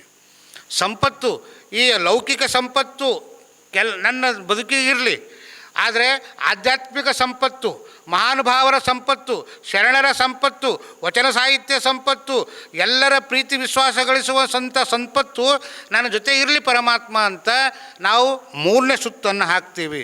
ಯಾಕೆ? ಸಮೃದ್ಧಿ ಆಗಬೇಕು ಅಂತ. ಸಮೃದ್ಧಿ ಅಂತಂದ್ರೆ ನಾನು ವಿಕಾಸ ಆಗಬೇಕು, ನನ್ನವರು ವಿಕಾಸ ಆಗಬೇಕು ಅನ್ನುವಂಥ ಪರಿಕಲ್ಪನೆ ಇಟ್ಕೊಳ್ಳೋದು. ಅದಕ್ಕೆ 4ನೇ ಸಂಪತ್ತು ಯಾವುದು ಅಂದರೆ ಸಂತೋಷ ಮತ್ತು ಜ್ಞಾನ. ನಾವು ಜೀವನದೊಳಗೆ ನಿರಾಶವಾದಿಗಳಾಗಬಾರ್ದು, ಆಶಾವಾದಿಗಳಾಗಬೇಕು. ನೋಡಿರಿ, ಆಶಾವಾದಿ ಎಲ್ಲಿರ್ತದೆ ಅಲ್ಲಿ ಬದುಕು ಭಾಳ ಸಮೃದ್ಧವಾಗಿರ್ತದೆ. ನಿರಾಶವಾದಿ ಇತ್ತು ಅಂದರೆ ನಮ್ಮ ಬದುಕಿನಲ್ಲಿ ಎಲ್ಲೋ ಒಂದು ಕಡೆ ನಾನು ಕಳ್ಕೊಳ್ತಾ ಇದ್ದೀನಿ ಅಂತ ಆಗ್ತದೆ. ಒಬ್ಬ 20-25 ವರ್ಷ ಆಗಿದ್ದ ಹುಡುಗ ಅವನು ಮದುವೆ ಮಾಡಲ್ದೇ ಇರ್ರಿ, ಅವ ಎಲ್ಲರ ರೋಡಿ ಮೇಲೆ ಹೋಲತ್ತ ಅಂದ್ರೆ ಯಾಕೋ ಹಿಂಗಿದ್ದಿ, ಎಲ್ಲಿದ್ದೇನು ಮಾಡೋದ ಅಂತಾನೆ. ಅವನಿಗೆ ಮದುವೆ ಮಾಡಿದ್ರು, ಮದುವೆ ಮಾಡಬೇಕು ಅಂತಂದರು. ಅವ್ರು ಹೇಳಿದ್ರು ದುಕಾನ್ ನೋಡ್ಕೊನು, ದುಕಾನ್ದಾಗ ಏನದ, ದುಕಾನ್ದಾಗ ನನಗೇನು ಮಾಡ್ತದ ಅಂದವ. ಮನೆಗಾರ ಚಂದಿರು, ಮನೆಗಿದ್ದೇನು ಮಾಡಲಿ, ಹೊಲರ ಚಲೋ ನೋಡ್ಕೊನು, ಹೊಲ ಅಲ್ಲದ ಅಲ್ಲೇ ಇರ್ತದೆ ಅಲ್ಲತ್ತವ. ನೆಗೆಟಿವ್ ಥಾಟ್ಸ್ ಅಂತ. ಅವ್ರು ಇಂಥವ್ರು ಶಾಣೆರು ಹೇಳಿದ್ರು, ನಿನ್ನ ಮಗ ಯಾಕೋ ಕಿಂಕಿ ಮಾತಾಡತ್ತಾನ, ಜಲ್ದಿ ಅವನಿಗೊಂದು ಚಣಕಿ ಗುಂಡ ಕಟ್ಟು ಅಂದರು ಅವರು. ಅಂತೀವಲ್ಲ, ಚಣಕಿ ಗುಂಡ ಕಟ್ಟೋದು ಗೊತ್ತಾಯ್ತು, ನಮ್ಮ ಭಾಷೆ ಅದು. ಚಣಕಿ ಗುಂಡ ಕಟ್ಟಿದ್ರೆ ಎತ್ತ ಅಳಾಡಲ್ಲ, ಕಟ್ಟು ಅಂದರು. ಕಟ್ಟ ಮೇಲೆ ಹಿಂದೆ ಸರಿ ಮತ್ತು ಅವರೇ ಭೇಟಿ ಆದರು. ಏನೋ ತಮ್ಮ ಹೆಂಗಿದ್ದಿ ಈಗ ಅಂದರು. ಭಾಳ ಆನಂದ. ದುಕಾನ್ ಹೆಂಗೆ ನಡೆದು? ಭಾಳ ಚಂದ ನಡೆದು ರೀ. ಹೊಲ ಹೆಂಗದೇನೋ? ಭಾಳ ಚಂದದ. ಮತ್ತು ನೀ ಹೆಣ್ತಿ ಮುಂದೆ ನಡೆದಳು ಹಿಂದೆ ನಡೆದಳು. ನಾನು ಹೆಣ್ತಿ ಮುಂದೆ ಬೀರಿ ಹಿಂದೆ ಬೀರಿ, ನಾನು ನಡುಬರಿಗೆ ಹಿಂಗೇರಿ ಅಂದವ. ನೋಡ್ರಿ, ತವ್ರ ಮನೆಗೆ ಆ ಹೆಂಡತಿ ಕರ್ಲ್ಯಾಕೆ ಹೋಗ್ತಾನೆ. ಹೆಂಡತಿ ಕರ್ಲ್ಯಾಕೆ ಹೋದಾಗ ಆಗ ಮದುವೆ ಹೊಸದಾಗಿಂದ ಇರ್ತದೆ. ಆಕೆ ಮನೆಯಿಂದ ಬರೋ ಟೈಮ್ನಾಗ ಶುರು, ಈಗಿನವ್ರು ಯಾರು ಅಳಲ್ಲ ಬಿಡ್ರಿ, ಹಿಂದ್ಕಿನವರೆಲ್ಲ ಭಾಳ ಅಳುತ್ತಿದ್ರು. ತವ್ರ ಮನೆಯಿಂದ ಗಂಡನ ಮನೆಗೆ ಬರ್ಲತ್ರ ಶುರು ಒಂದು 6 ತಿಂಗಳರ ಅವರು ಸೆರಗು ಬಿ ತೊಯ್ಬೇಕು, ಇವ್ರು ಸೆರಗು ಬಿ ತೊಯ್ಬೇಕು, ಹಾ ಅಂತ ಅಳೋರು ಎಲ್ಲರೂ. ಸುಮ್ಮನೆ ಕಾಟಾಚಾರ ಕಳೋರಲ್ಲ. ಮತ್ತು ಈ ಕಾಲದಾಗ ಅಳೋದ್ರೆ ಭೀ ಅಯ್ಯವ್ವ ಪೋರಿ ಏಳು ಸಿಟ್ಟದನೇ, ಒಂದು ಕಣ್ಣ ಒಂದು ಹನಿರತ್ತಂತ ನೀರು ಅಂತೀವಿ. ಹತ್ತಿರ ಐ ಏನು ದುನಿಯಾದಾಗ ಲಗ್ಗಳು ಇಕ್ಕಿನೇ ಮಾಡ್ಕೊಳತ್ತಾಳ, ಹಾ ಅಂತ ಅಳತ್ತದ ಅಂತೀವಿ ನಾವು. ಅಳೋರವರು, ನಗೋರವರು, ಅಳದೇ ಇರೋರವ್ರು, ಕಡೆಗೆ ಕುದಿ ನಾವು ಮಾಡ್ಕೊತೀವಿ ಹೆಚ್ಚಿಗೆ. ಅದಕ್ಕೆ ಎಲ್ಲರೂ ಅಳತ್ತರು. ಆಕೆ ತಾಯಿ ಹೋಗಿ ಕೊಳ್ಳೆ ಬೀಳತ್ತಳು, ಅತ್ತಿಗೆ ಹೋಗಿ ಕೊಳ್ಳೆ ಬೀಳತ್ತಳು, ತಮ್ಮಗೆ ಹೋಗಿ ಕೊಳ್ಳೆ ಬೀಳತ್ತಳು, ಅಣ್ಣಗೆ ಕೊಳ್ಳೆ ಬೀಳತ್ತಳು. ಅಲ್ಲೊಬ್ಬ ಬಂದ, ಅಲ್ಲೋ ನೀನು ಊಟ ನಿಂತಂಗೆ ನಿಂತಿದ್ದು, ನೀನು ಕಣ್ಣ ನೀರೇ ಬರಲು, ನೀವು ಮನುಷ್ಯ ಇದ್ದೇ ಏನಿದ್ದೇವೆ ಅಂದವ. ಯಾರಿಗೆ? ಆಕಿನ ಗಂಡಗೆ. ಎಲ್ಲಿ? ತವ್ರ ಮನ್ಯಾಗ. ಅವಂದ ಅಕ್ಕಿ ಹೇಳತ್ತಳ ನಾಯಕ ಕಳ್ಳಿರಿ ಅಂದ. ಎಂಥವ್ರಿಗೆ ಭೀ ಕಣ್ಣ ನೀರು ಬರ್ತವೋ ಚುರ್ರು ಅಂತದೋ ಅಂದವ. ಈ ಎಲ್ಲರ ಹೆಣ್ಮಕ್ಳು ಮದುವೆ ಮಾಡ್ಕೊಂಡು ಹೋಗೋ ಟೈಮಿನಾಗ ನಮಗೆ ಖುನ ಇರಲಿ ಬಿಡಲಿ, ಹೆಣ್ಮಕ್ಳನ್ನ ಭಾಳ ಸಲ ನೋಡ್ತೀನಿ, ಅವ್ರು ಪಾಪ ಹಿಂಗೆ ಹಿಡ್ಕೋತಾರೆ ಸರಿ, ಹಿಂಗೆ ಅವ್ರಿಗೆ ಖುನ ಇರಲಿ ಬಿಡಲಿ. ಯಾಕಂದ್ರೆ ಅದು ಅವ್ರಿಗೆ ಅನುಭವ ಇರ್ತದೆ. ಅದು ಗಂಡನ ಮನೆಗೆ ಹೋಗೋ ಅನುಭವ ಅವ್ರಿಗೆ ಇರ್ತದೆ. ಅವ್ರು ಅಳ್ತಾರೆ. ಇವ ಹಾಗೆ ನಿಂತ ಅವಂದ, ಇವತ್ತು ಓಲೆ ಪಿಚ್ಚೆ ಮಾಡ್ಯಾನ ಅಂತ ತಿಳ್ಕೊಂಡು, ನೋಡಪ್ಪ ಇವತ್ತು ನಾನು ರೆಸ್ಟ್ ತಗೊಳತ್ತೀನಿ ಅಂದವ. ಇವತ್ತು ರೆಸ್ಟ್ ಸಮಾಧಾನ ಇರ್ತ ಇವತ್ತು ಅಂದ. ಯಾಕೋ ಅಂದವ, ಇವತ್ತೊಂದಿನ ಇಲ್ಲಿ ಅಳ್ತಾಳೆ, ನಾಳೆ ಹಿಡ್ಕೊಂಡು ನಂಗೆ ಅಳಿಸ್ತಾಳ, ಅದಕ್ಕೆ ನಾ ಹಿಂಗಿರ್ದ ಅಂದವ. ಅದು ಸಂಸಾರ ಅಲ್ಲ, ಸಂಸಾರ ಅಲ್ಲ. ನಂಬಿಕೆ ಬೇಕಲ್ಲ. ಅಕ್ಕಿ ಅಳಿಸ್ತಾಳ ಅಂತ ತಿಳ್ಕೊಂಡು ಅಕ್ಕಿನ ಬಗ್ಗೆ ಅಪಹಾಸ್ಯ ಮಾಡೋದಲ್ಲ. ನೋಡ್ರಿ, ನಾವು ಸಮಯ ಒಂದಿಷ್ಟು ಹೇಳ್ತೀನಿ. ನಾವು ಒಬ್ಬ ಯಾರೋ ಒಂದು ಆಕಳು ತಂದ ಮನೆಗೆ, ಅಂಥ ಶರಣು ಸೋಲ್ಪುರಿ ಅಂತ ಶರಣು ಕೊಟ್ಟರು. ನೋಡ್ರಿ, ಆಕಳು ಒಯ್ರಿ 4 ಲೀಟ್ರ್ ಹಾಲು ಕೊಡ್ತದ ಅಂತ ಹೇಳಿದ್ರು. ಅದು ಮನೆಗೆ ತಂದು ಕಡಿದ್ರು ದಾವಣಿಗೆ. ಅದು ಹುಲ್ಲು ಬಿ ತಿಂಬಲ್ಲ ಹೊಂಡಿತು, ಹಾಲು ಬಿ ಕೊಡಲ್ಲ ಹೊಂಡಿತು. ಆಗ ಒಂದು ದೋಸ್ತ್ ಇದ್ದೀನಿ ಮನುಷ್ಯ, ದೋಸ್ತ್ ಮನುಷ್ಯ ನೀ ಹಿಂಗೆ ವಿಶ್ವಾಸಘಾತ ಮಾಡ್ತೇನೋ, 4 ಲೀಟ್ರ್ ಹಾಲು ಕೊಡ್ತದ ಅಂದಿದ್ದು, ಪದ ಒದಿಲತ್ತದ, ಒಂದು ಸೂಡು ಮೇವು ತಿಂಬಲ್ಲ ಅಂತ ಹೇಳ್ದವ. ಅವಂದ, ನೋಡ್ತಮ್ಮ, ನಾನು ನಿನಗೆ ಮಾಡಿದ್ದು ಕೊಟ್ಟಿದ್ದು ಖರೆ, ಅದು ಹಾಲು ಕೊಡೋದು ಖರೆ, ಅದು ನಿನಗೊಂದು ಸಾಮಾನು ಕೊಡೋದು ತಪ್ಪಿದ ಅಂದವ. ಏನು ಸಾಮಾನು? ಆ ಆಕಳಿಗೆ ಒಂದು 10 ಟನ್ ಚಸ್ಮ ಇತ್ತಂತ್ರಿ. 10 ಟನ್ ಚಸ್ಮ. ಅದಕ್ಕೆ ದಿನ ಹಚ್ತಿದಂತ, ಹುಲ್ಲು ಹಾಕ್ತಿದಂತ. ಆ ಚಸ್ಮ ಹಾದ್ರೆ ಅದು ತಿನ್ನಬೇಕು. ಅದು 10 ಟನ್ ಚಸ್ಮ ಒಯ್ದು ಕೊಟ್ಟ. ಇದು ಒಯ್ದು ಹಚ್ಚು ಆಕಳಿಗೆ, ಅದು ತಾನೇ ಹಾಲು ಕೊಡ್ತದ, ಮೇವು ತಿಂತದ ಅಂತ ಹೇಳ್ದ. ಚಸ್ಮ ಇದ್ರೆ ಹೆಂಗೆ ಕೊಡ್ತದ ಅಂದ. ಹೆಂಗೆ ಕೊಡ್ತದ, ನೀವು ಹಚ್ಚು ಅಂದವ. ಒಯ್ದು ಅದಕ್ಕೆ ಚಸ್ಮ ಹಚ್ಚದ. ಅದು ಕಳಿಕೆ ಇತ್ತು, ಕಳಿಕೆ ಮುಂದೆ ಬೀಡ್ದ. ಒಣಗಿನ ಕಳಿಕೆ ಕಟ್ ಅಂತ ಕಡಿತೀವಲ್ಲ, ಒಣಗಿನ ಕಳಿಕೆ ಅವ್ನಿಗೆ ಹೆಂಗೆ ಕಾಣಿಸ್ಲತ್ರಿ? ಹಚ್ಚು ಕಾಣಿಸ್ಲತ್ತು, ಹಸಿ ಹುಲ್ಲು ಕಾಣಿಸ್ನಂಗೆ ಕಾಣಿಸ್ಲತ್ತು. ಹಚ್ಚು ಮಗನ ಅದು ಕಟ್ ಮೇಲೆ ತಿಲ್ಲಕ್ಕೆ ಶುರು ಮಾಡ್ತು. ಅವಂದ, ಎಂಥದ್ದು ಇದು? ಈ ಚಸ್ಮದಾಗ ಏಟು ತಾಕತ್ತದ, ಚಸ್ಮ ಹಚ್ದ್ರೆ ಹುಲ್ಲು ತಿಂತದ, ಚಸ್ಮ ಹಚ್ದ್ರೆ ಹಾಲು ಕುಡಿತದ ಅಂಥೇಳಿ ಅವು ಭೀ ಖುಷಿ, ಆಕಳು ಭೀ ಖುಷಿ. ನಾವು ಹೆಂಗೆ ಬದುಕ್ಲತ್ತೀವಿ ಅಂದರೆ, ಕಣ್ಣಿಗೆ ಚಸ್ಮ ಹಚ್ಕೊಂಡು ಬದುಕ್ಲತ್ತೀವಿ, ಗೊತ್ತಿರಲಿ. ಲೌಕಿಕ ಪ್ರಪಂಚ ಭಾಳ ಖುಷಿ ಅದ ಅಂತ ತಿಳ್ಕೊಳತ್ತೀವಿ. ಅದು ನಾವು ಮಾಡುವಂಥದ್ದು ಕಟ್ಟು ಮೆಲಿತೀವಿ ಅನ್ನೋದು ಗೊತ್ತಿಲ್ಲ ನಮಗೆ. ಅದು ಗೊತ್ತಾಗಬೇಕು. ಅದು ಗೊತ್ತಾಯಿತು ಅಂದರೆ ನಾವು ಆಧ್ಯಾತ್ಮಿಕ ಪಥದತ್ತ ನಮ್ಮ ನೆಲೆಯನ್ನು ನಡೀತದೆ. ಇಲ್ಲ ಅಂದ್ರೆ ನಡೆಯೋದಿಲ್ಲ. ನೋಡ್ರಿ, ಒಂದು ಕಾಂಪಿಟೇಷನ್ ಮಾಡಿರೋಂಥ ಒಂದು ಫುಗ್ಗ ಕೊಟ್ಟರು. ಅವ್ರೇನು ಹೇಳಿದ್ರು, ಸ್ಪರ್ಧೆ ಮಾಡ್ಲವರು ಈಗೆಲ್ಲ ಮಕ್ಕಳಿಗೆಲ್ಲ ಸ್ಪರ್ಧೆ ಮಾಡಿಸಿರಲ್ಲ. ಅವ್ರೇನು ಹೇಳಿದ್ರು, ಈ ಫುಗ್ಗುಗಳು ನಿಮ್ಮ ಕೈಯಲ್ಲಿ ಕೊಡ್ತೀವಿ, ಇದು ಯಾರು ಕೊನೆ ತನಕ ಹಿಡ್ಕೊಂಡು ಬರ್ತೀರಿ ಅವ್ರು ಫಸ್ಟ್, ಅವ್ರು ಗೆದ್ದಿಂಗ ಅಂತ ಹೇಳಿದ್ರು. ಅವ್ರು ಹೇಳಿದ್ದೇನು, ಯಾರ ಕೈದಾಗ ಫುಗ್ಗ ಕಡಿ ತನಕ ಇರ್ತದ ಅವ್ರು ಫಸ್ಟ್ ಅಂತ ಹೇಳಿದ್ರು. ನನ್ನ ತಲೆಯೊಳಗೆ ಏನು ಬಂತು, ಒಬ್ಬರು ಫುಗ್ಗ ಒಬ್ಬರು ಹೊಡಿಲಕ್ಕೆ ಶುರು ಮಾಡಿದ್ರು. ಯಾಕೆ ಫಸ್ಟ್ ನಾ ಬರಬೇಕಾಗ್ಯದ. ಎಲ್ಲರೂ ಒಬ್ಬರು ಹೊಡ್ಕೊಂಡ್ರಂತ ಯಾರ ಕೈದಾಗೂ ಫುಗ್ಗ ಇರಲಿಲ್ಲ. ಮತ್ತು ಈಗ ಯಾರಿಗೆ ಫಸ್ಟ್ ತೆಗಿಬೇಕು? ಅವ್ರಂದ್ರಂತ, ನೋಡ್ರಪ್ಪ, ನಾವು ನಿಮಗೆ ಹೇಳಿದ್ದು ಫುಗ್ಗ ಬಲೂನ್, ಫುಗ್ಗ ಅಂತ ಗೊತ್ತಾಗುತ್ತಲ್ಲ, ನಾವೆಲ್ಲ ಆ ಸಣ್ಣಗಿದ್ದ ಹಿಂಗೆ ಅಂತ ಆವಾಜ್ ಬರ್ತಿತ್ತು, ಅದು ಫುಗ್ಗ.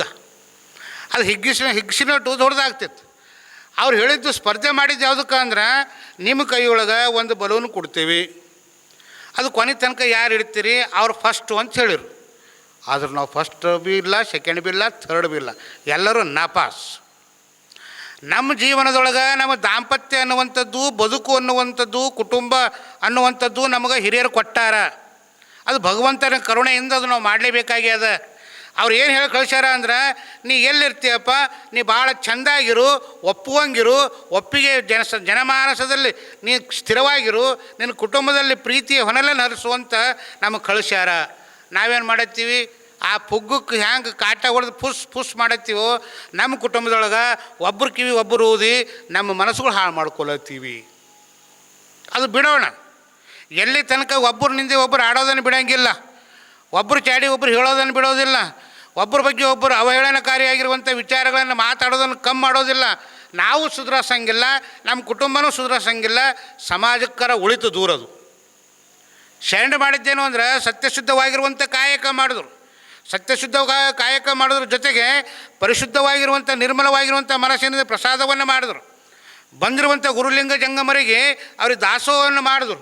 ಇದು ಅವ್ರ ಜೀವನ ದಿನನಿತ್ಯದ ಒಂದು ಚಟುವಟಿಕೆ ಆಗಿತ್ತು. ನಮ್ಮ ದಿನನಿತ್ಯ ಚಟುವಟಿಕೆ ನಾನು ನಿಮಗೆ ಮತ್ತೆ ನೆನಪು ಮಾಡ್ತೀನಿ.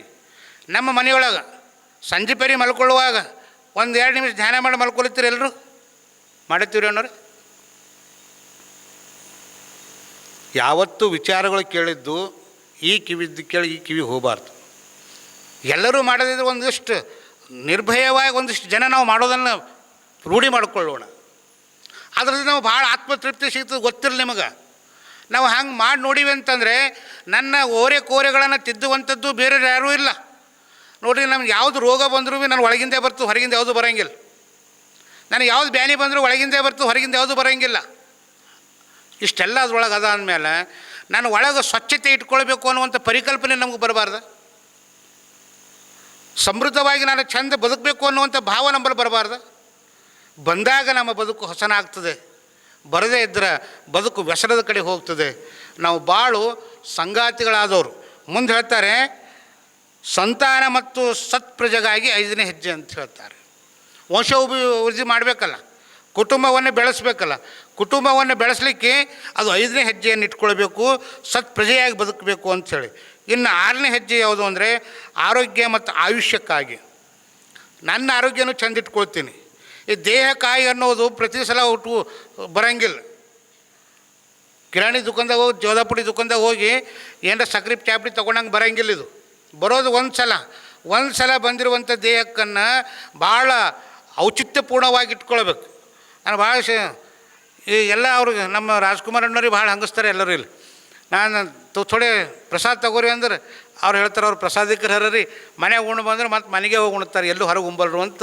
ಮಾಜನ್ ಸರ್ ನೀವೇ ಅಂದಿರಲ್ಲ ಅಂದ್ರು ಅವರು. ತಗೋಬಾರ್ದು ಅಂತಲ್ಲ, ಅದು ನಾವು ಒಪ್ಪುವಂಥದ್ದು ತಗೊಳ್ಬೇಕು. ನಾವು ಒಪ್ಪುವಂಥದ್ದು ಬಿಟ್ಕೊಟ್ಟು ಏನೇನೋ ತಗೊಂಡು ಇರುವಂಥ ಆರೋಗ್ಯವನ್ನು ಹಾಳು ಮಾಡ್ಕೊಂಡು ಬದುಕ್ತೀವಲ್ಲ, ಯಾರಿಗಾಗಿ ಬದುಕಬೇಕು, ಯಾಕಾಗಿ ಹಂಗೆ ಬದುಕಬೇಕು ಅನ್ನೋದನ್ನು ನಾವು ಮೊದಲು ಆಲೋಚನೆ ಮಾಡಬೇಕು. ಮತ್ತೊಬ್ಬರ ವಿಚಾರದಲ್ಲೇ ನಾವು ಬದುಕ್ತೀವಲ್ಲ, ಮತ್ತೊಬ್ಬರ ವಿಚಾರ ನನಗೆ ಯಾಕೆ ಬೇಕು ರೀ? ನನ್ನ ಕುಟುಂಬದ ವಿಚಾರನೇ ಮಾಡೋಣ, ನನಗೆ ಮಕ್ಕಳ ವಿಚಾರ ಮಾಡೋಣ, ನನ್ನ ಗಂಡ ಹ್ಯಾಂಗೆ ಬದುಕ್ತಾ ಇದ್ದಾರೆ, ಅವ್ರು ಹ್ಯಾಂಗೆ ಸಂಸಾರ ಮಾಡ್ತಾ ಇದ್ದಾರೆ, ಅವ್ರ ಕಷ್ಟ ಕಾರ್ಪಣ್ಯಗಳೇನವ, ಅವ್ರ ದಿನನಿತ್ಯ ಹ್ಯಾಂಗೆ ಹೋಗಿ ಕೆಲಸ ಮಾಡಿ ಬರ್ತಾರೆ ಅನ್ನುವಂಥ ವಿಚಾರ ಹೆಂಡತಿ ಮಾಡಬೇಕು. ಗಂಡಿದ್ದವ ನನ್ನ ಹೆಂಡತಿ ಮುಂಜಾನೆ ಸಾಯಂಕಾಲ ಏಕಾಂಗಿಯಾಗಿ ಆಕೆ ಮನೆಯಾಗಿ ಇರಲಿಲ್ಲ ಅಂದ್ರೆ ಎಲ್ಲ ಅಸ್ತವ್ಯಸ್ತ ಆಗ್ತದೆ. ಆಕೆ ಹ್ಯಾಂಗೆ ಎಲ್ಲರಿಗೂ ಊಟ ಮಾಡಿ ಬಡಿಸ್ತಾಳೆ, ಪ್ರೀತಿಯಿಂದ ಇರ್ತಾಳೆ, ನಗನಗ್ತಾ ಇರ್ತಾಳೆ ಅಂತ ತಿಳ್ಕೊಂಡು ನಗುವಂಗೆ ನಾವು ಇಟ್ಟರೆ ಅದು ಸುಖಿ ಸಂಸಾರ ಆಯ್ತದೆ, ದಾಂಪತ್ಯ ಬದುಕು ಸಾರ್ಥಕವಾಗ್ತದೆ ಅಂತ ಇಲ್ಲಿ ಶರಣರು ಭಾಳ ಅದ್ಭುತವಾಗಿರುವಂಥ ಮಾತನ್ನು ಹೇಳ್ತಾರೆ. ಅದಕ್ಕೆ ನಾವು ದಾಂಪತ್ಯವೆಂದರೆ ನಿಯಮಗಳ ಸಿದ್ಧಪಟ್ಟಿಗೆಲ್ಲ ಹೇಳ್ತಾರೆ ಕವಿಗಳು. ದಾಂಪತ್ಯ ಅಂದ್ರೆ ಹಿಂಗೆ ಇರಬೇಕು, ನೀ ಹಿಂಗೆ ಹೋಗಬೇಕು, ಆ ಮನೆಯಾಗ ಎಡ್ಡು ಹೋದ್ರೆ 4 ಆಯ್ತಾವ ಅಂತೀವಲ್ಲ, ಹಿಂಗೆ ಬದುಕಬೇಕು ಅನ್ನುವಂಥದ್ದು ಒಂದು ವ್ಯವಸ್ಥೆ ಇರ್ತದೆ. ಆದ್ರೆ ಅದು ಒಂದು ಪಟ್ಟಿ ಮಾಡಿ ಯಾರೂ ಕೊಡೋಂಗಿಲ್ಲ. ಪಟ್ಟಿ ಮಾಡಿ ಕೊಡೋಂಗಿಲ್ಲ. ಏನು ಕೊಡ್ತಾರ ಅಂತಂದ್ರೆ ನಾಳೆ ದಾಂಪತ್ಯದನ್ನು ಮುಗಿಸಿ ಬೇರೆ ವಿಷಯಕ್ಕೆ ಹೋಗೋಣ ಅನ್ನುವಂಥದ್ದನ್ನು ಹೇಳ್ತಾ, ಸಮಯ ಆಗ್ಯದ, ನಿಮ್ಮದು ಸಮಯ ಹೆಚ್ಚಿಗೆ ತೊಗೊಂಡಿವಿ ಅಂತ ಅನ್ನಿಸ್ತದೆ. 12 ನಿಮಿಷ ಸಮಯ ಹೆಚ್ಚಿಗೆ ಮಾಡಿ ತೊಗೊಂಡಿವಿ. ಯಾಕಂದ್ರೆ 15-20 ನಿಮಿಷ ಸಮಯ ಹೆಚ್ಚಾಗಿತ್ತು, ಅದಕ್ಕೆ ಒಂದು 10 ನಿಮಿಷ ಹೆಚ್ಚು ಕಡಿಮೆ ಆಗ್ಯದ. ಅದಕ್ಕೆ ತಾವೆಲ್ಲರೂ ಆ ಸಮಯಕ್ಕೆ ಅನ್ಯಥಾ ಭಾವಿಸ್ಲಾರ್ದಂಗೆ. ಮತ್ತು ನಾಳೆ ಸರಿಯಾಗಿ 6 ಗಂಟೆಗೆ ಆರಂಭವಾಗ್ತದೆ, 6-7 ಗಂಟೆಗೆ ಮುಗೀತದೆ. ಒಂದು ನಿಮ್ಮ ಮನದೊಳಗಿರಲಿ, ನಾಳೆ ದಾಂಪತ್ಯ ಮುಂದುವರಿದ ಭಾಗ ಯಾವ ರೀತಿಯಾಗಿರ್ತದೆ ಅನ್ನೋದ್ರ ಬಗ್ಗೆ ತಾವೆಲ್ಲ ತಿಳ್ಕೊಳ್ಬೇಕು ಅಂದ್ರೆ ಸಾಯಂಕಾಲ 6 ಗಂಟೆಗೆ ತಾವೆಲ್ಲ ಬರಬೇಕು ಅಂತ ನಿಮ್ಮೆಲ್ಲರ ಅಲ್ಲಿ ಅನಂತ ಶರಣಾರ್ಥಿಗಳನ್ನ ಹೇಳಿ ನನ್ನ ಮಾತನ್ನು ಮುಗಿಸ್ತೀನಿ. ಇಲ್ಲಿವರೆಗೆ ಪರಮ ಪೂಜ್ಯ ನಡೋಜ ಬಸವಲಿಂಗ ಪಟ್ಟದೇವರನ್ನು ಕುರಿತು ಹಾಗೂ ದಾಂಪತ್ಯ ಜೀವನದವನ್ನು ಕುರಿತು ಬಹಳ ಮಾರ್ಮಿಕವಾಗಿ ನಮ್ಮ ನಿಮ್ಮೆಲ್ಲರನ್ನು ಉದ್ದೇಶಿಸಿ ಮಾತನಾಡಿದಂಥ ಡಾಕ್ಟರ್ ಜುಮ್ಮಾ ಅವರಿಗೆ ವೇದಿಕೆ ಪರವಾಗಿ ಧನ್ಯವಾದಗಳು. ಈಗ ತಮ್ಮೆಲ್ಲರಿಗೆ ಒಂದು ವಿಶೇಷ ಸೂಚನೆ, ವಿನಂತಿ. 3ನೇ ತಾರೀಕಿಗೆ ಪ್ರವಚನ ಕಾರ್ಯ ಮುಗಿತಾ ಇದೆ. 2ನೇ ತಾರೀಕಿಗೆ ಲಿಂಗ ದೀಕ್ಷೆ ಇದೆ. ದಯವಿಟ್ಟು ಯಾರು ಲಿಂಗ ದೀಕ್ಷೆ ತೊಗೊಳೋರಿದ್ರಿ ಬಂದು ಹೆಸರು ಬರ್ಸ್ರಿ. ಅದಲ್ಲದೇ 3ನೇ ಜಂಗಮ ರೂಪನೆ ಬಸವಣ್ಣ, ಜಗದೋದ್ಧಾರಕ ಬಸವಣ್ಣ, ಕಲ್ಯಾಣ ವಾಸನೆ ಬಸವಣ್ಣ, ಕಾರುಣ್ಯ ಮೂರ್ತಿ ಬಸವಣ್ಣ, ಕಾಯಕ ಯೋಗಿಯ ಬಸವಣ್ಣ, ಕೈವಲ್ಯದಾತನೆ ಬಸವಣ್ಣ, ಬಸವಣ್ಣ ನಿಷ್ಕಲ ಲಿಂಗನೆ ಬಸವಣ್ಣ, ಅಕಾರ ಉಕಾರ ಮಕಾರ ಮೂಲದ ಓಂಕಾರ ನೀನೇ ಬಸವಣ್ಣ, ಪರಮ ಪ್ರಭುವೆ ನೀ ಬಸವಣ್ಣ, ಪತಿತ ಪಾವನ